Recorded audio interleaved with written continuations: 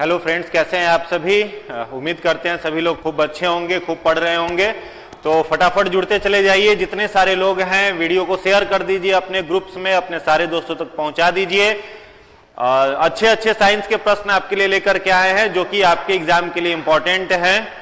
और उसके साथ ही आज हमने कुछ क्वेश्चन एग्रीकल्चर का भी इंक्लूड किया है ताकि वो भी प्रश्न अगर आपकी परीक्षा में पूछे जाए तो उस पर भी आप काम कर सके। तो आज का क्वेश्चन कुछ अलग क्वेश्चन आपके लिए है। तो जितने सारे लोग जुड़ चुके हैं सभी लोगों को गुड इवनिंग। छाया कुमारी, आरती सिंह राजपूत, राजीव रंजन, आरती सिंह राजपूत, सभी लोगों को गुड इवनिंग। एमडी इरफान, प्रिया सिंह, सभी लोगों को good evening. Shweta Singh, Putin, good evening, सभी लोगों को गुड इवनिंग।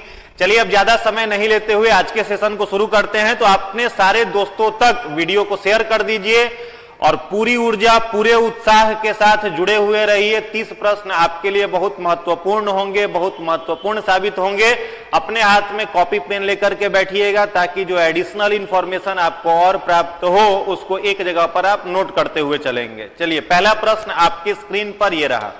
पहला प्रश्न है, प्लाज्मा झिल्ली किस चीज की बनी हुई होती है। आज का पहला प्रश्न है, प्लाज्मा झिल्ली जो होता है वह किस चीज का बना हुआ होता है। ऑप्शन ए है प्रोटीन, ऑप्शन बी है लिपिड, सी है कार्बोहाइड्रेट, डी है सेलुलोज।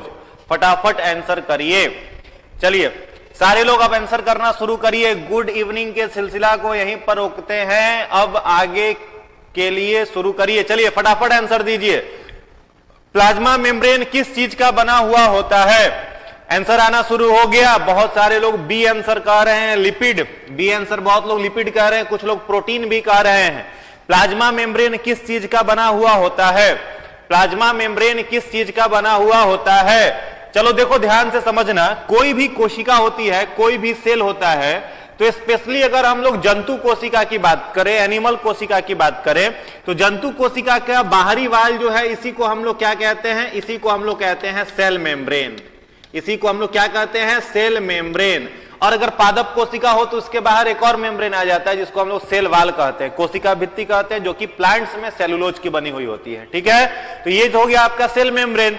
सेल मेम्ब्रेन के अंदर में क्या है, साइटोप्लाज्म, और इसके अंदर में क्या है, केंद्रक, न्यूक्लियस। तो प्रश्न आपसे पूछा जा रहा है कि ये सेल मेम्ब्रेन किस चीज का बना हुआ होता है। एक चीज ध्यान रखेंगे, सेल मेम्ब्रेन जो होता है यह किस नेचर का होता है, तो सेलेक्टिवली परमिएबल नेचर का होता है। चुने हुए पदार्थ को यह कोशिका के अंदर जाने देता है और चुने हुए पदार्थ को कोशिका के बाहर भी निकलने देता है। That's why it is selectively permeable in nature. यह चुने हुए पदार्थों को अंदर बाहर आने जाने देता है। एक और इसका नाम आप याद रखिएगा, सेल मेम्ब्रेन को ही अलग अलग नाम से लिखा जाता है। कुछ लोग कहीं पर प्लाज्मा मेम्ब्रेन कहते हैं, कहीं पर प्लाज्मा लीमा कहा जाता है, कहीं पर बायो मेम्ब्रेन कहा जाता है। तो परीक्षा में अगर प्लाज्मा झिल्ली ना लिख करके सेल मेम्ब्रेन, कोशिका झिल्ली लिखी हुई रहे, प्लाज्मा मेम्ब्रेन लिखा हुआ रहे, बायो मेम्ब्रेन भी लिखा हुआ रहे, तो सारा का सारा बात एक ही है, सब कुछ कॉमन है। ठीक है, इसके मॉडल को एक नाम दिया गया है सैंडविच मॉडल। इसी के मॉडल को क्या बोला जाता है, सैंडविच मॉडल बोला जाता है। ठीक है, सैंडविच मॉडल किसको बोला जाता है, तो प्लाज्मा मेम्ब्रेन को ही बोलते हैं।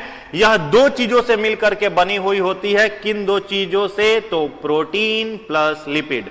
ठीक है, प्रोटीन और लिपिड से क्या बना हुआ है, प्लाज्मा मेम्ब्रेन बना हुआ है। तो इस प्रश्न का जो सही उत्तर हो जाएगा वो क्या हो जाएगा, ई। इस प्रश्न का सही जवाब क्या है, ई। जितने सारे लोगों ने ई आंसर किया है सभी का उत्तर बिल्कुल ही सही है। चलिए अगले प्रश्न पर आते हैं, प्रश्न संख्या 2। प्रश्न संख्या 2 आपके स्क्रीन पर है, फटाफट पढ़िए और आंसर करिए। प्रश्न संख्या 2, वीडियो को ज्यादातर लोगों तक शेयर कर दीजिए ताकि ज्यादा से ज्यादा लोग लाभ उठा सके वीडियो का। अगला प्रश्न है, हींग पौधों के किस भाग से प्राप्त होता है। हींग जो है यह पौधों के, प्लांट के किस भाग से प्राप्त होता है, तने के द्वारा, जड़ के निष्कर्षण से, फलों के निष्कर्षण से, या पत्तियों के निष्कर्षण से। हींग किससे प्राप्त किया जाता है, बताइए।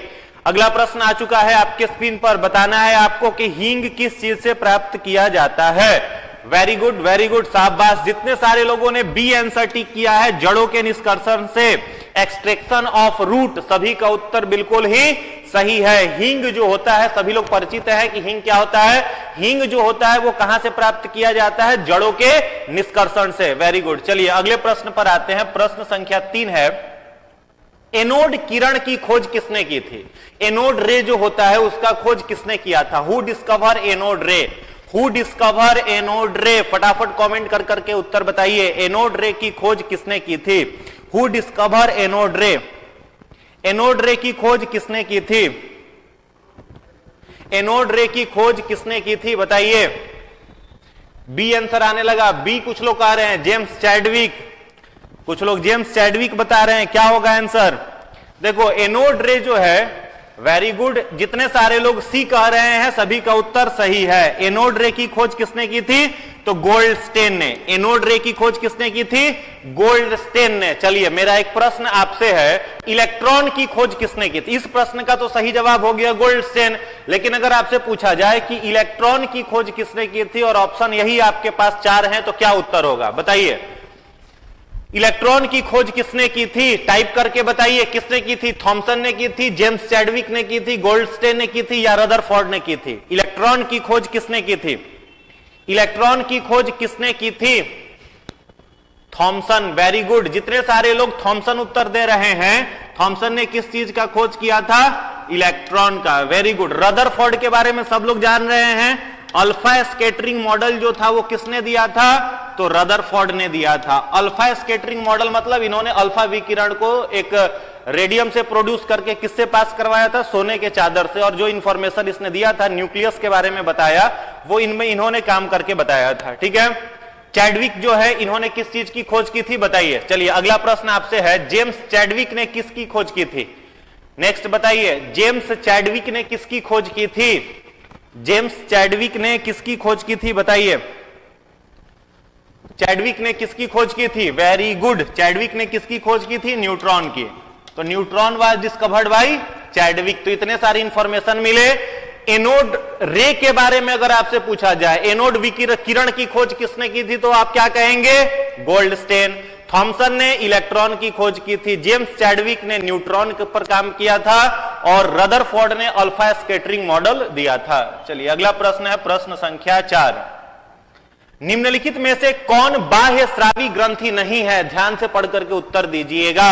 आपके स्क्रीन पर 4 ऑप्शन है और आपसे पूछा जा रहा है इसमें से कौन बाह्य स्रावी ग्रंथि नहीं है? अश्रु ग्रंथि, दुग्ध ग्रंथि, लार ग्रंथि या फिर यकृत? कौन बाह्य स्रावी ग्रंथि नहीं है? ध्यान से पढ़िए फिर उत्तर दीजिए।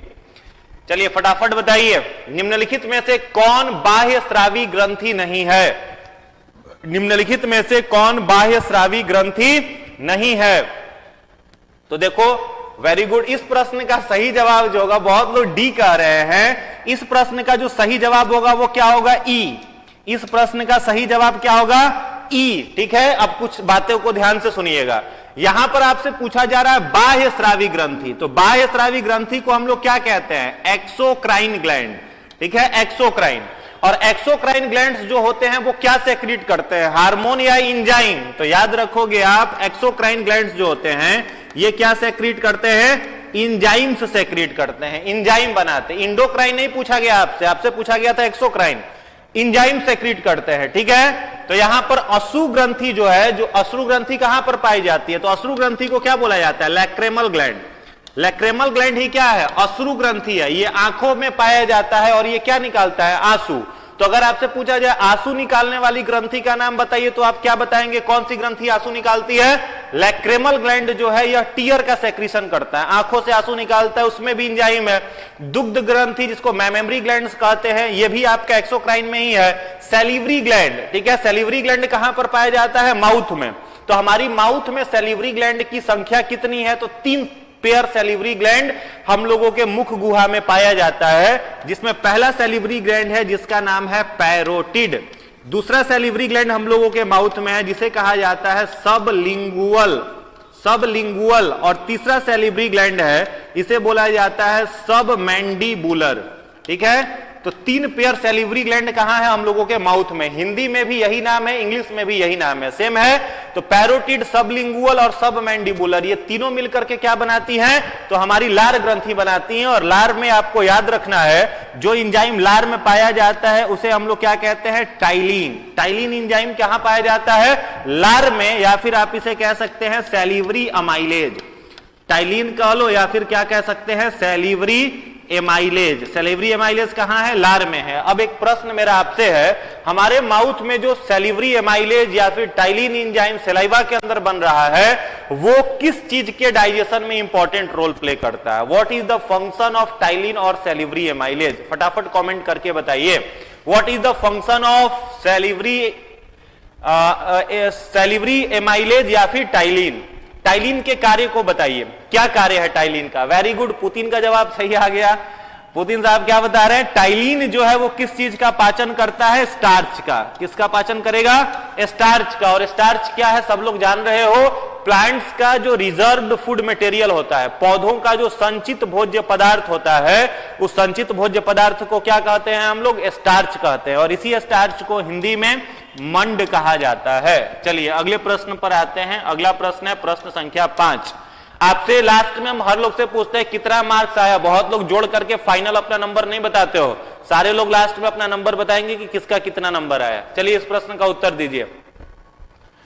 चलिए सलोनी पॉल, हाँ आपका भी आंसर पहले था, ठीक है, अच्छी बात है। चलिए बताइए, नाइट्रोजन एक आवश्यक अवयव नहीं है। नाइट्रोजन निम्नलिखित में से किसका अवयव नहीं है? बताइए।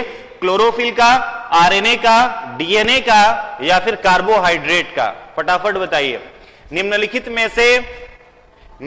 में से नाइट्रोजन किसका अवयव नहीं है? निम्नलिखित में से नाइट्रोजन किसका अवयव नहीं है? फटाफट बताइए। वेरी गुड, जितने सारे लोगों ने कार्बोहाइड्रेट आंसर बताया है सभी का उत्तर बिल्कुल ही सही है। नाइट्रोजन जो है वो किसका अवयव नहीं है? कार्बोहाइड्रेट का अवयव नहीं है। यहां पर जैसे आरएनए है तो कुछ लोग आरएनए भी बता रहे, तो आरएनए आप गलत बता रहे हो। आरएनए में तो न्यूक्लिक एसिड ऑलरेडी है, राइबो न्यूक्लिक एसिड। डीएनए में भी है डीऑक्सी राइबो न्यूक्लिक एसिड, तो वहां तो अवेलेबल है ही। तो इस प्रश्न का उत्तर क्या हो जाएगा? कार्बोहाइड्रेट, जहां पर क्या नहीं है? नाइट्रोजन नहीं पाया जाता है। अगला प्रश्न है प्रश्न संख्या 6। रक्त परिसंचरण की खोज किसने की थी? बहुत महत्वपूर्ण प्रश्न है। हम लोगों के शरीर में जो ब्लड का सर्कुलेशन होता है उसका खोज किसने किया था? विलियम हॉल्ट ने, रॉबर्ट हुक ने, विलियम हार्वे ने या फिर वाटसन एंड क्रिक ने? फटाफट बताइए। रक्त परिसंचरण की खोज किसने की थी? रक्त परिसंचरण विलियम हॉल्ट ने, रॉबर्ट हुक ने, विलियम हार्वे ने या फिर वाटसन एंड क्रिक ने? रक्त परिसंचरण की खोज किसने की थी? William Harvey. वेरी गुड, जितने सारे लोग इसका उत्तर दे रहे हैं विलियम हार्वे, सभी लोगों का उत्तर सही है। ऑप्शन सी जो है इस प्रश्न का सही उत्तर है। रॉबर्ट हुक तो होगा नहीं। रॉबर्ट हुक ने किसकी खोज की थी? डेड सेल की खोज की थी। वाटसन और क्रिक ने, तीन वैज्ञानिक थे, विल्किंसन, दूसरे वाटसन और तीसरे थे क्रिक। तो विल्किंसन, वाटसन और क्रिक ने मिलकर के क्या खोजा था? Double helical model of DNA. तो डीएनए का डबल हेलिकल मॉडल खोजने वाले कौन थे? वाटसन और क्रिक थे। रॉबर्ट हुक ने सेल का किया था। विलियम हार्वे ने किसका खोज किया था? ब्लड सर्कुलेशन का, ठीक ना। तो ब्लड सर्कुलेशन जो कि सिस्टोलिक और डायस्टोलिक प्रेशर के साथ पूरे रक्त में ब्लड घूमता है, इसके बारे में खोज करने वाले वैज्ञानिक थे विलियम हार्वे। चलिए अगला प्रश्न है प्रश्न संख्या 7। डीपीटी एक टीके का नाम है, डीपीटी। तो प्रश्न पूछा जा रहा है आपसे, डीपीटी का टीका निम्नलिखित में से किस सुरक्षा हेतु लगाया जाता है? ऑप्शन ए है टेटनस पोलियो प्लेग, बी है टीबी पोलियो डिप्थेरिया, सी है डिप्थेरिया कुकुर खांसी टेटनस, डी है डिप्थेरिया पोलियो कुष्ठ रोग। ध्यान से पढ़िए और उत्तर दीजिए। डीपीटी का इंजेक्शन किसके लिए लगाया जाता है? डीपीटी का टीका किसके लिए लगाया जाता है? 4 ऑप्शन आपकी स्क्रीन पर है, इसमें से आपको एक सही उत्तर चुनना है। डीपीटी का टीका किसके लिए लगाया जाता है? वेरी गुड, लगातार सही आंसर आने लगा। जितने सारे लोगों ने सी आंसर किया है, डिप्थेरिया, कुकुर खांसी और टिटनेस। ध्यान देंगे, नाम से ही स्पष्ट है, डीपीटी। तो D stands for diphtheria. D से क्या हो गया? डिप्थेरिया। उसके बाद है पी। पी से आपका क्या हो गया? परच्यूसिस। परच्यूसिस, ठीक है। परच्यूसिस रोग को ही क्या कहा जाता है? कुकुर खांसी। परच्यूसिस रोग को क्या कहा जाता है? कुकुर खांसी कहा जाता है। अब ध्यान से समझिएगा, प्रश्न पूछता है परीक्षा में कि कुकुर खांसी जो है यह किस बैक्टीरिया से होता है? कुकुर खांसी जो रोग है वो किस बैक्टीरिया से होता है? तो नाम याद रखेंगे इसका। कुकुर खांसी जो रोग है वो होता है बॉर्डीटेला परच्यूसिस से। यह बीमारी जो होती है जिस बैक्टीरिया से होती है उस बैक्टीरिया का नाम है बॉर्डीटेला परच्यूसिस। बॉर्डीटेला परच्यूसिस से कौन सा रोग होता है? कुकुर खांसी होता है। तो डी से डिप्थेरिया हो गया आपका, पी से हो गया कुकुर खांसी या परच्यूसिस, और टी से क्या हो गया? टिटनस हो गया। तो डीपीटी का जो इंजेक्शन है वो डिप्थेरिया, कुकुर खांसी और टेटनस के लिए लगाया जाता है। इसी हुपिंग कफ को हम लोग परच्यूसिस डिजीज भी कहते हैं। चलिए अगला प्रश्न है प्रश्न संख्या 8। प्रश्न संख्या 8 का उत्तर दीजिए। प्रश्न संख्या 8 का उत्तर दीजिए। ट्यूबरकुलोसिस, देखो कुछ लोग ट्यूबरकुलोसिस कह रहे हैं। एक और बात यहां पर याद रखेंगे, ध्यान देंगे, प्रश्न संख्या 7 में ध्यान देंगे। यहां पर कुछ लोग कह रहे हैं ट्यूबरकुलोसिस। तो देखो ट्यूबरकुलोसिस जो है टीबी, तो टीबी में डीपीटी का नहीं, एक टीका होता है जिसका नाम है बीसीजी। टीबी जो होता है यहां पर दिया जाता है कौन सा टीका? बीसीजी का दिया जाता है, बैसिलस कॉलमेट ग्यूरिन इसको कहते हैं। बी से बैसिलस, सी से कॉलमेट और जी से क्या होता है? ग्यूरिन। तो बैसिलस कॉलमेट ग्यूरिन का टीका दिया जाता है टीबी के लिए, ठीक ना। और ये कब दे दिया जाता है? तो जन्म के बाद तुरंत यह टीका दे दिया जाता है कुछ देर के बाद। तो टीबी नहीं होगा, टीबी में बीसीजी होता है। चलिए अगला प्रश्न है प्रश्न संख्या 8। प्रदूषण के अध्ययन में एसपीएम क्या दर्शाता है? Sulphur phosphorus matter, sulphur particulate matter, solid particulate matter या फिर सस्पेंडेड पार्टिकुलेट मैटर? फटाफट बताइए, फटाफट बताइए। हाँ, टीबी में बीसीजी दिया जाता है, सही बात है। अगला प्रश्न बताइए, प्रदूषण के अध्ययन में एसपीएम क्या दर्शाता है? प्रदूषण के अध्ययन में एसपीएम जो है वो क्या दर्शाता है, क्या शो करता है? वेरी गुड, जितने सारे लोगों ने डी आंसर टिक किया है सस्पेंडेड पार्टिकुलेट मैटर, सभी का उत्तर सही है। देखो हवा में जो है हम लोगों के एटमॉस्फेयर में, एयर में जो डस्ट पार्टिकल्स हैं, अगर उन डस्ट पार्टिकल्स का जो साइज है वो 1 से लेकर के 2.5 माइक्रोन मीटर्स के बीच होता है या इससे अधिक होता है, तो उसी को दर्शाने के लिए हम लोग शॉर्ट वर्ड में किसका यूज करते हैं? एसपीएम का यूज करते हैं। तो SPM stands for suspended particulate matter. Clear है? तो जितने सारे लोगों ने डी आंसर टिक किया है सभी लोगों का उत्तर सही है। चलिए अगला प्रश्न है प्रश्न संख्या 9। मानव त्वचा का रंग किससे बनता है? हीमोग्लोबिन से, मेलानिन से, सीए से, कैल्शियम से या फिर इनमें से कोई नहीं? ध्यान से पढ़ेंगे और उत्तर देंगे। मानव शरीर का जो रंग है वो किसके कारण से बनता है? मानव शरीर का रंग निम्नलिखित में से किसके कारण बनता है? हीमोग्लोबिन, मेलानिन, सीए, कैल्शियम हो गया या फिर आपका इनमें से कोई नहीं? वेरी गुड, जितने सारे लोग मेलानिन आंसर दे रहे हैं सभी का उत्तर सही है। मेलानिन से क्या होता है? त्वचा का जो रंग होता है वो डिफाइन होता है। कोई ज्यादा गोरा है, ज्यादा काला है, सांवला है, ये किसके कारण से होता है? मेलानिन के कारण से होता है। अगला प्रश्न है प्रश्न संख्या 10। पेट्रोलियम किसका मिश्रण है? 4 ऑप्शन है आपकी स्क्रीन पर, बताना है आपको कि निम्नलिखित में से पेट्रोलियम जो है वो किससे बनता है? हाइड्रोकार्बन से, कार्बन डाइऑक्साइड तथा मीथेन, कार्बन तथा मीथेन का, कार्बन मोनोऑक्साइड तथा मीथेन का? पेट्रोलियम जो होता है वो किससे बनता है? फटाफट बताइए, पेट्रोलियम जो है वो किससे बनता है? पेट्रोलियम जो है वो किससे बनता है? फटाफट कमेंट करके उत्तर बताइए। वेरी गुड, जितने सारे लोग इसका उत्तर ए कह रहे हैं, हाइड्रोकार्बन्स, सभी का उत्तर सही है। पेट्रोल जो है बनता किस चीज से है? तो एनिमल्स के फॉसिल्स से बनता है। सभी लोग जान रहे हैं जंतुओं का जो जीवाश्म होता है, समुद्र के अंदर में जो जंतु मर जाते हैं, जो एनिमल्स मर जाते हैं, उन पर परत बढ़ते गया बढ़ते गया बढ़ते गया और उन पर जो हाई टेम्परेचर और हाई प्रेशर बनता है, इस कारण से वो जंतुएं जो होते हैं जो डेड कर चुके हैं कई 100 साल पहले, वो कन्वर्ट हो जाते हैं किस चीज में? तो वो कन्वर्ट हो जाते हैं पेट्रोलियम में। और पेट्रोलियम जो है वो हाइड्रोजन और कार्बन का बना हुआ है, इसीलिए पेट्रोलियम कैसा है? तो ऑर्गेनिक कंपाउंड है, कार्बनिक तत्व है, कार्बनिक यौगिक है, ठीक है। तो इसलिए क्या हो जाएगा आपका? हाइड्रोकार्बन से, यानी हाइड्रोजन से और कार्बन से मिलकर के क्या बना है? पेट्रोलियम बना है। अगला प्रश्न है प्रश्न संख्या 11, उत्तर दीजिए। प्रश्न संख्या 11। बारूद का आविष्कार किसने किया था? चैडविक ने, मोस्ले ने, रोजन बेकन ने या मैक्स मुलर ने? बारूद, गन पाउडर, ठीक है, बारूद या गन पाउडर जो है इसका आविष्कार किसने किया था?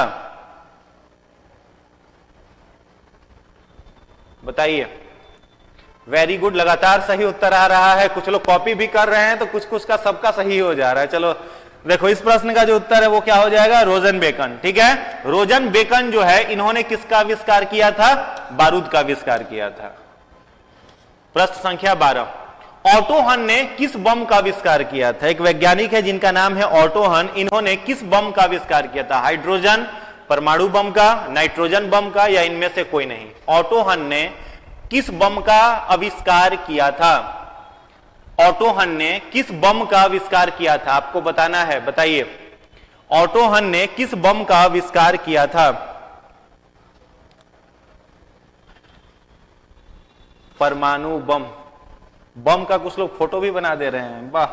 परमाणु बम का आविष्कार किसने किया था? एटॉमिक बम का आविष्कार किसने किया था? तो नाम याद कर लो, किसने किया था? ऑटो हन ने। कई बार पूछा हुआ क्वेश्चन है। ऑटो हन ने कौन सा बम बनाया? परमाणु बम का आविष्कार किया था। चलिए अगला प्रश्न है प्रश्न संख्या 13, अभ्रक का सबसे बड़ा भंडार किस देश में है? अभ्रक का सबसे बड़ा भंडार किस देश में है? अभ्रक का सबसे बड़ा भंडार किस देश में है? ऑप्शन है आपको बांग्लादेश, चीन, भारत या जापान। बांग्लादेश, चीन, भारत या जापान। अभ्रक का सबसे बड़ा भंडार किस देश में है? अभ्रक का सबसे बड़ा भंडार किस देश में है? बताइए। बिल्कुल सही जवाब है हमारा भारत, इंडिया। अभ्रक का सबसे बड़ा भंडार किसमें है? न तो बांग्लादेश, चीन, जापान के पास भी नहीं है, अपने पास है। भारत के पास क्या है? अभ्रक का सबसे बड़ा खजाना है, सबसे बड़ा भंडार है। अगला प्रश्न है प्रश्न संख्या 14, भारत रत्न पाने वाले पहले वैज्ञानिक कौन थे? 4 वैज्ञानिकों का नाम है, इसमें से आपको बताना है सबसे पहला भारत रत्न किसे मिला? डॉक्टर जगदीश चंद्र बसु, सीवी रमन, डॉक्टर सुब्रमण्यम चंद्रशेखर या अब्दुल कलाम। सबसे पहला भारत रत्न किन्हें मिला? किस वैज्ञानिक को सबसे पहला भारत रत्न मिला था? बताइए। जगदीश चंद्र बसु को, सीवी रमन को, डॉक्टर सुब्रमण्यम चंद्रशेखर को या फिर अब्दुल कलाम जी को? चलिए बिल्कुल सही उत्तर आने लगा, सीवी रमन। ठीक है, सीवी रमन को क्या मिला था? सबसे पहला भारत रत्न का पुरस्कार मिला था। ऐसे वैज्ञानिक थे जिनको सबसे पहला भारत रत्न मिला था, सीवी रमन। अगला प्रश्न है, काली मिट्टी मुख्यतः किस फसल के लिए उपयोगी है? काली मिट्टी मुख्यतः किस फसल के लिए उपयुक्त है? धान के लिए, तंबाकू के लिए, कपास के लिए या चाय के लिए? काली मिट्टी जो है वो किसके लिए उपयुक्त है? धान, तंबाकू, कपास या चाय? धान, तंबाकू, कपास या चाय? काली मिट्टी किसके लिए उपयुक्त है? फटाफट बताइए। काली मिट्टी किस चीज के लिए उपयुक्त है? वेरी गुड, जितने सारे लोग कपास उत्तर दे रहे हैं सभी का आंसर सही है। कॉटन के लिए क्या उपयुक्त है? तो ब्लैक सॉइल, काली मिट्टी। नेक्स्ट क्वेश्चन है, अंतरिक्ष में प्रवेश करने वाला अंतरिक्ष में प्रवेश करने वाला पहला व्यक्ति कौन था? Yuri Gagarin, Neil Armstrong, Rakesh Sharma या वैलेंटिना तेरस्की? अंतरिक्ष में जाने वाला पहला व्यक्ति कौन था? अंतरिक्ष में जाने वाला पहला व्यक्ति कौन था? फटाफट बताइए। अंतरिक्ष में जाने वाला पहला व्यक्ति कौन था?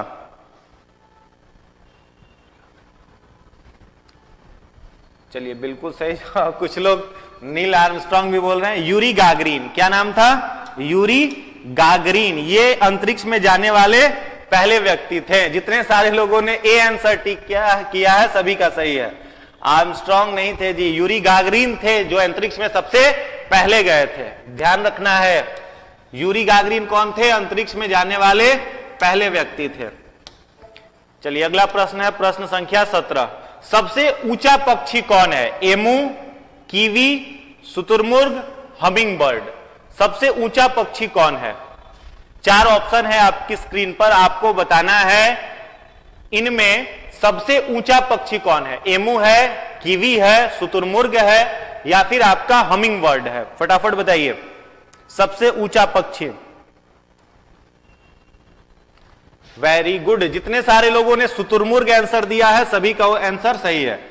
शुतुरमुर्ग जितने सारे लोगों ने बोला है, ऑस्ट्रिच इनका जवाब सही है। एक और चीज याद रखेंगे, सबसे बड़ी कोशिका जो होती है, सबसे बड़ा जो सेल होता है वो किसका होता है? तो इसी के एग का, शुतुरमुर्ग का जो अंडा होता है वो सबसे बड़ा क्या होता है? कोशिका भी होता है। और सबसे ऊंचा पक्षी कौन सा है? तो यही है शुतुरमुर्ग। अगर आपसे पूछा जाता सबसे छोटा पक्षी बताइए, तो छोटा पक्षी पूछा जाता तब आप किसका नाम लेते हैं? Humming bird. हमिंग बर्ड क्या है? सबसे छोटा पक्षी है। और ऑस्ट्रिच जो है वो सबसे बड़ा पक्षी है। सबसे बड़ी कोशिका के बारे में भी अगर पूछा जाता है आपसे तो आप क्या कहते? शुतुरमुर्ग का अंडा, ऑस्ट्रिच एग। चलिए नेक्स्ट क्वेश्चन है, जीन शब्द की खोज किसने की थी? W.L. Johannsen, Gregor John Mendel, Mendeleev या फिर हरगोविंद खुराना? बताइए, जीन शब्द की खोज किसने की थी? W.L. Johannsen, Gregor John Mendel, Mendeleev, Hargobind Khorana? फटाफट बताइए, जीन शब्द की खोज किसने की थी? जोहानसन। सही जवाब आने लगा। जितने सारे लोग जोहानसन कह रहे हैं सभी का उत्तर सही है। जोहानसन ने ही जीन शब्द बताया था। जीन क्या है? Functional unit of DNA is called gene. ठीक है, डीएनए का जो फंक्शनल यूनिट होता है, क्रियात्मक इकाई होती है, उसी को क्या कहा जाता है? जीन। ठीक है, तो जीन की अगर कोई परिभाषा पूछे तो आप क्या कहेंगे? The functional unit of DNA is called gene. चलिए नेक्स्ट क्वेश्चन है, प्रश्न संख्या 19। किसान का मित्र किसे कहा जाता है? 4 ऑप्शन है, बहुत आसान सा क्वेश्चन है लेकिन परीक्षा में पूछा हुआ है, ध्यान से बनाएंगे। किसान का मित्र किसे कहा जाता है? हल को, मौसम को, बैल को या फिर केचुए को? किसान का मित्र किसे कहा जाता है? गलत नहीं होना चाहिए, फटाफट बताइए। कुछ लोग बैल कह रहे हैं किसान का मित्र किसे कहा जाता है? भाई बैल कैसे बता रहे हो? चलो देखो, किसान का मित्र किसे कहा जाता है? केचुए को। अर्थवर्म को क्या बोला जाता है? अर्थवर्म को हम लोग क्या बोलते हैं? Friends of the farmer. किसान का मित्र कहा जाता है। यह मिट्टी में क्या काम करता है? तो फर्टिलिटी को, मिट्टी के उर्वरकता की क्षमता को क्या करता है? इंक्रीज करता है, बढ़ाता है। चलिए नेक्स्ट क्वेश्चन है, प्रश्न संख्या 20। जंगली फसलों का संबंध किससे है? 4 आपके पास ब्रांच का नाम लिखा हुआ है साइंस का। प्रश्न पूछा जा रहा है, जंगली जो फसल है, विल्ड क्रॉप्स जो है, वो किससे संबंधित है? एग्रीकल्चर, सिल्वीकल्चर, विटीकल्चर या सेरीकल्चर? ध्यान से बताइए, ध्यान से बताइए। हाँ, अर्थवर्म का फोटो बहुत अच्छा आप लोग बनाए हैं। बताइए, फटाफट बताइए। जंगली फसलों का संबंध किससे है? एग्रीकल्चर से, सिल्वीकल्चर से, विटीकल्चर से या फिर सेरीकल्चर से? Very good, very good, B answer आने लगा। जितने सारे लोग सिल्वीकल्चर कह रहे हैं सभी का जवाब बिल्कुल ही सही है। सिल्वीकल्चर जो है वो जंगली फसलों से संबंधित है। एग्रीकल्चर तो नॉर्मल जान रहे हैं आप लोग, कृषि से संबंधित है। सिल्वीकल्चर आपका हो गया जंगली फसलों से संबंधित। विटीकल्चर जो है यह किस चीज के लिए है? तो अंगूर की खेती के लिए है। और सेरीकल्चर जो है यह किसके लिए है? रेशम के कीट के लिए। रेशम के कीट के लिए क्या हो जाएगा? सेरीकल्चर हो जाएगा। और सिल्वीकल्चर ध्यान रखना है जंगली फसलों से संबंधित है। प्रश्न संख्या 21 का उत्तर दें। एलपीजी सिलेंडर में दाब के अंतर्गत द्रव्य के रूप में कौन सा गैस भरा रहता है? एलपीजी के सिलेंडर में दाब के अंतर्गत द्रव्य के रूप में कौन सा गैस भरा रहता है? प्रोपेन, इथेन, ब्यूटेन या फिर ए और सी दोनों? फटाफट बताइए।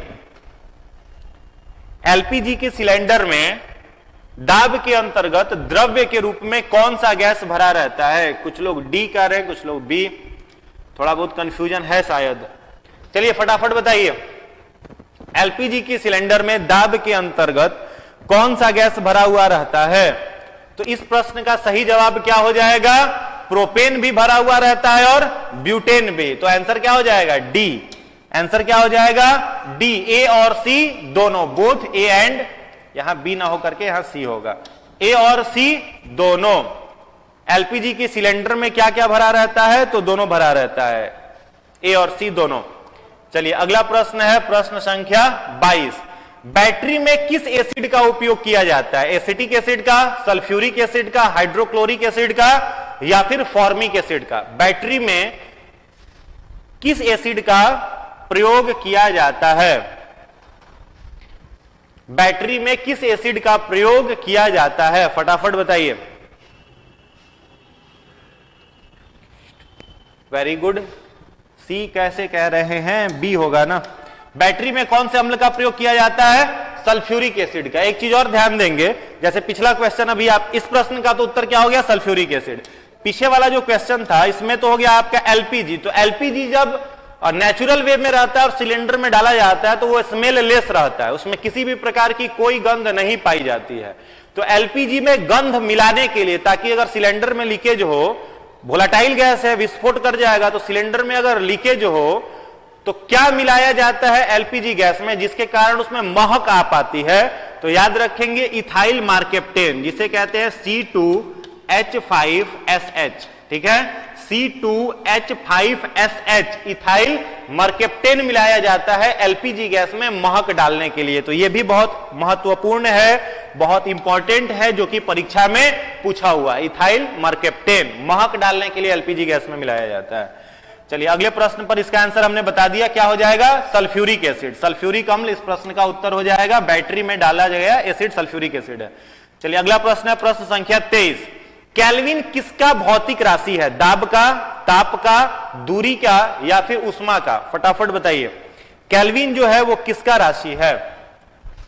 केल्विन जो है वो किसका राशि है? केल्विन, केल्विन किसका राशि है? Very good, temperature. जितने सारे लोग टेम्परेचर कह रहे हैं, बी। केल्विन जो है वो किसका राशि हो जाएगा?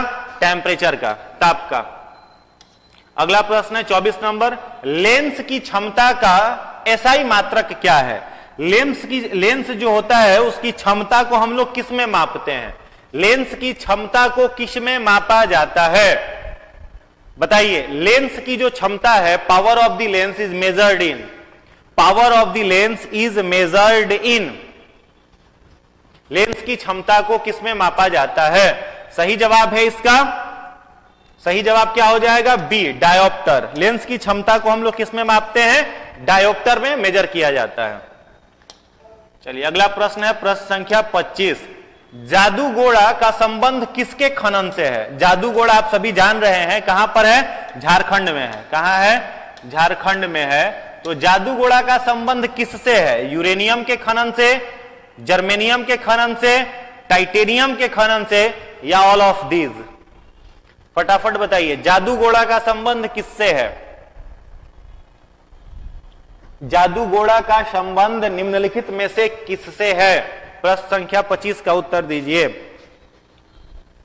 Very good. जितने सारे लोग यूरेनियम कह रहे हैं सभी का आंसर सही है। जादूगोड़ा का संबंध किससे है? तो यूरेनियम के खनन से है।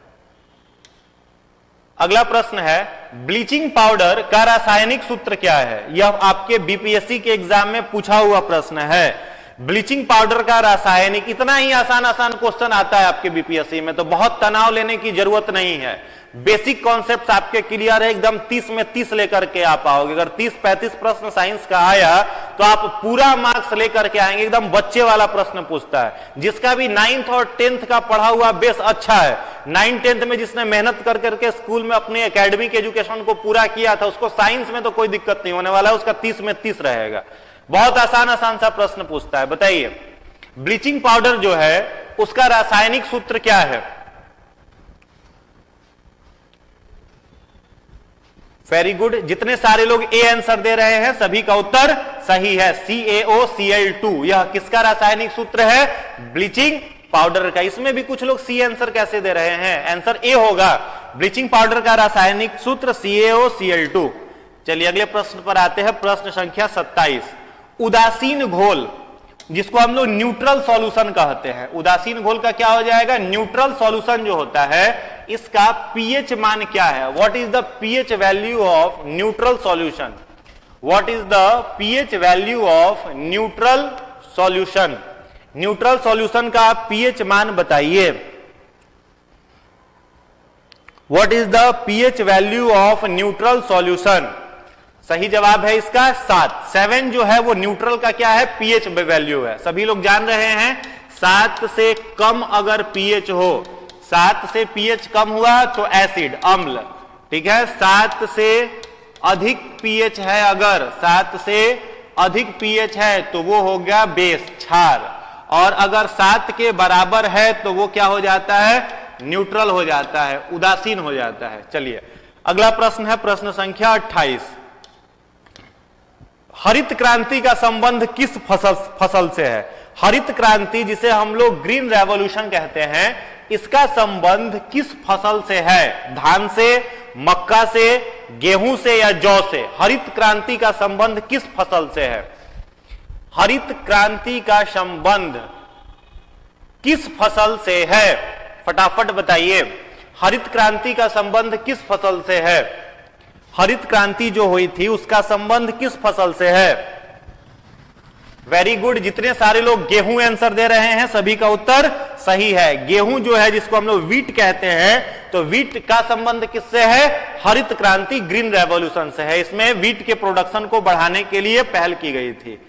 चलिए अगला प्रश्न है प्रश्न संख्या 29। भारत का सबसे अधिक आर्द्र स्थान कौन सा है? 4 ऑप्शन आपकी स्क्रीन पर है। ऑप्शन ए है कश्मीर, शिलोंग, शिमला, मासिनराम। इसमें से कौन सा जगह सबसे आर्द्र है? सबसे ज्यादा ह्यूमिडिटी जो है वो किस स्थान पर है? ह्यूमिड प्लेस ऑफ इंडिया, फटाफट बताइए। मासिलराम, मासिलराम, वेरी गुड। बारिश भी यहां पर क्या होती है? सबसे अधिक होती है। तो जितने सारे लोगों ने मासिलराम आंसर टिक किया है सभी लोगों का सही है। आज का अंतिम और लास्ट प्रश्न आपके स्क्रीन पर यह है, निम्न इनमें से कौन उच्चतम कोटि और सर्वोत्तम गुणवत्ता वाला कोयला है? ऑप्शन ए है एंथ्रासाइट, बी है लिग्नाइट, सी है बिटुमिनस, डी है इनमें से कोई नहीं। फटाफट बताइए, फटाफट बताइए, निम्नलिखित में से कौन उच्चतम कोटि और सर्वोत्तम गुण वाला कोयला है?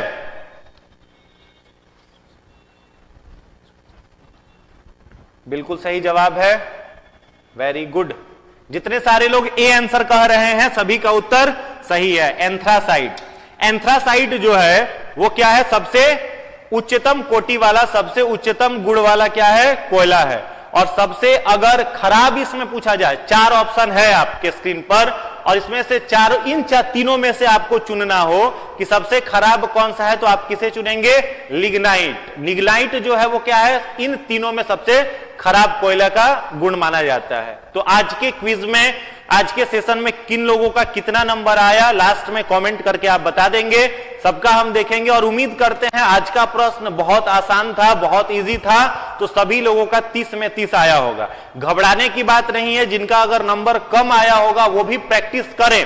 प्रीवियस ईयर जो प्रश्न बुक के क्वेश्चन बुक आते हैं, जो भी आप घटना चक्र अगर साइंस का बना रहे हैं, तो घटना चक्र में एकदम टॉप से बॉटम तक फिजिक्स, केमिस्ट्री और बायोलॉजी, उसमें जितने भी प्रश्न आपके घटना चक्र के क्वेश्चन बुक में दिए हुए हैं, प्रैक्टिस बुक में दिए हुए हैं, एक एक क्वेश्चन को कम से कम 2-2 बार ध्यान से देख लीजिएगा। और जो प्रश्न उसमें आपका गलत हो रहा है तो उसका एक्सप्लेनेशन दिया हुआ रहता है बॉक्स में, उसको पढ़ सकते हैं, या फिर उस चैप्टर का जो थ्योरी दिया हुआ है उस थ्योरी को एक बार पढ़ लीजिए। उससे अधिक कुछ करने की आवश्यकता नहीं है। साइंस के टेस्ट में आप यहां पर क्विज सीरीज में आप लगातार पार्टिसिपेट कर ही रहे हैं, घटना चक्र का बुक आप प्रैक्टिस कर ही रहे हैं, बिहार का, झारखंड का और यूपी पीसीएस का पूरा प्रीवियस ईयर 10 साल का अगर आप क्वेश्चन देख लिए हैं तो साइंस में मेरे मित्र एकदम 30 में 30 नंबर के लिए निश्चिंत रहिए। ठीक है, क्या क्या आपको देख लेना है, लगातार क्विज सेशन में आप भाग लेते रहिए। घटना चक्र का पूरा क्वेश्चन, कुछ नहीं करना, टोटल आंसर देख के टिक मार दो और कम से कम 2-3 बार उसको पढ़ जाओ। आप पूरा का पूरा आपको याद हो जाएगा। बिहार पीसीएस, यूपी पीसीएस और झारखंड पीसीएस, इसके प्रीवियस ईयर क्वेश्चन को एक बार साइंस का देख ले, उसमें से ही अधिकांश क्वेश्चन जो होगा वो ऑलमोस्ट रिपीट कर करके आएगा। अपना जो लक्ष्य आपने बनाया है, एक हाई लेवल का आपका लक्ष्य है, एक एम है, उसको पूरा करने के लिए जितने भी मेहनत की आवश्यकता पड़े, जितने भी परिश्रम की जरूरत पड़े, कभी उससे पीछे नहीं हटना है। फुल एफर्ट, पूरा अपना बल, पूरा अपना प्रयास लगा देना है। स्वामी विवेकानंद ने कहा था जिस समय वो शिकागो में थे उस समय वो कहते थे, to succeed in your mission you must have single minded devotion to your goal. उन्होंने कहा अपने लक्ष्य में सफल होने के लिए आपका आवश्यक है कि अपने लक्ष्य के प्रति ही एकल दिमाग से काम किया जाए। ध्यान दीजिएगा, to succeed in your mission, अपने लक्ष्य में सफल होने के लिए यू मस्ट हैव, आवश्यक है, to single devotion to your goal, single minded devotion to your goal, अपने लक्ष्य के प्रति एक चित एकाग्रचित होकर के, फुली कॉन्सेंट्रेट होकर के मेहनत आप करिए। निश्चित रूप से इस बार एक रिजल्ट पूरे के पूरे सीट में आपके लिए बचा करके रखा गया है, वो आपका ही है। बस उसके योग्य अपने आप को बना लेना है, उसके काबिल अपने आप को बना लेना है। और ये एग्जाम बीपीएससी का जितना डिमांड करता है प्रैक्टिस करने का, अपने आप को उतना प्रैक्टिस करो। कोयला को भी अगर हाई टेम्परेचर देते हो तो फाइनल रिजल्ट क्या होता है, हीरे के रूप में तब्दील हो जाता है। अपने साथ भी वही है, जितना आप मेहनत करेंगे, जितना आप प्रयास करेंगे, मेहनत से कभी घबराइए नहीं, कभी मत घबराइए। हार्ड वर्क जो है सबसे मजेदार काम है। और कुछ बच्चे कह रहे हैं कि सर पढ़ाई करने में मन नहीं लगता है, पढ़ते हैं चीजों को भूल जाते हैं। पढ़ाई जैसा मजेदार कुछ है ही नहीं। एक बार इसका लत लग गया अगर पढ़ने का, तो बाकी दुनिया का सारा काम जो है वो नीरस लगने लगेगा, सब फालतू लगने लगेगा। टोटल जितने भी आपको डेविएशंस आते हैं, जो भी भटकाव आते हैं, वो सब किनारे होते चले जाएंगे। तो पढ़ाई जो है एक नशा है, और एक बार इसका अगर लत लग गया तो पूरा जीवन जो होता है, पूरा जो फ्यूचर होता है वो सुनहरा बनता हुआ चला जाता है। तो खूब मेहनत करते रहिए, लगातार सकारात्मक पॉजिटिव विचार अपने अंदर धारण किए रहिए, निगेटिव लोगों से जितना दूर रह सकते हैं दूर रहिए। और कुछ दिनों तक, जितना दिन आप का एग्जाम बचा हुआ है, उतना दिन तक कम से कम बस एजुकेशन के लिए ही सोशल मीडिया का उपयोग करिए। बाकी एक्स्ट्रा टाइम अपना इधर उधर बर्बाद नहीं करिए। सभी लोगों से निवेदन है। तो वीडियो अगर अच्छा लगा हो, अगर इंपॉर्टेंट कुछ इंफॉर्मेशन आपको मिले हो, तो वीडियो को एक बार लाइक जरूर कर दीजिएगा और फ्रेंड्स तक वीडियो को जरूर पहुंचा दीजिएगा। आप लोगों ने इस क्विज को देखा, इसके लिए आप सभी का बहुत बहुत धन्यवाद। Thank you.